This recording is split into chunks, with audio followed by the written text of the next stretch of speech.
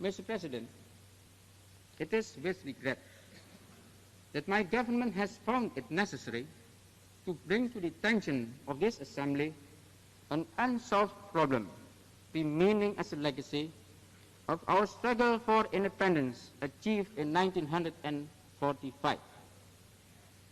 In spite of agreements reached with the Netherlands in 1949 concerning further negotiations to determine the political status of West Irian, and repeated efforts on the part of Indonesia to enter into such negotiations, the last time at the recent conference in The Hague, where the unworkable union between Indonesia and the Netherlands was dissolved, this integral part of Indonesia, West Irian, still remains in dispute.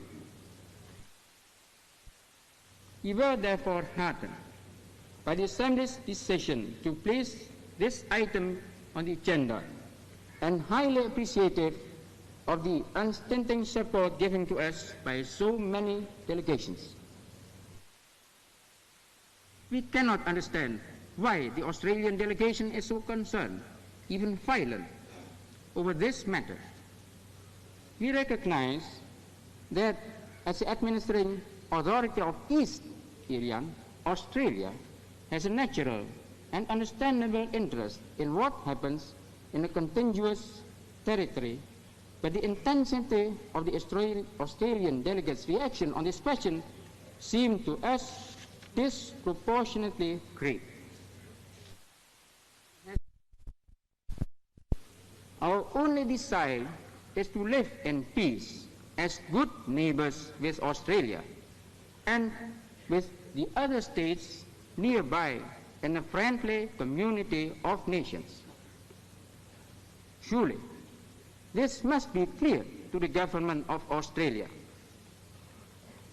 We were still more surprised to hear the distinguished representative of Australia raise before this Assembly the rather worn argument that Irian cannot rightfully constitute a part of the Republic of Indonesia because of an alleged difference in ethnic and racial origins between the Irianese and the rest of the Indonesian people.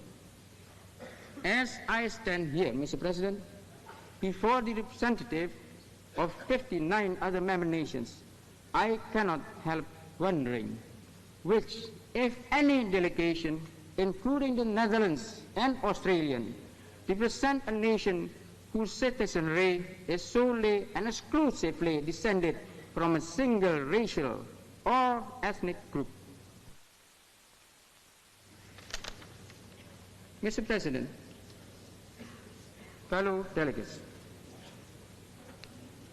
in the few years since the birth of this organization, there has been a steady growth in international activities, both voluntary and governmental, which have enlightened people around the world.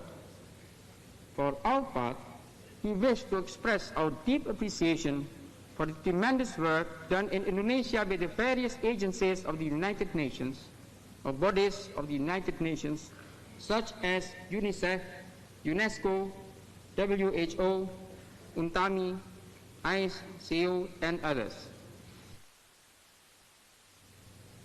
In spite of the serious conflict in political ideologies, which has had at times a disproportionate effect upon our deliberations, there has developed a very large reservoir of goodwill and sympathetic understanding of the varying concepts which shape the life of individuals and nations throughout the world.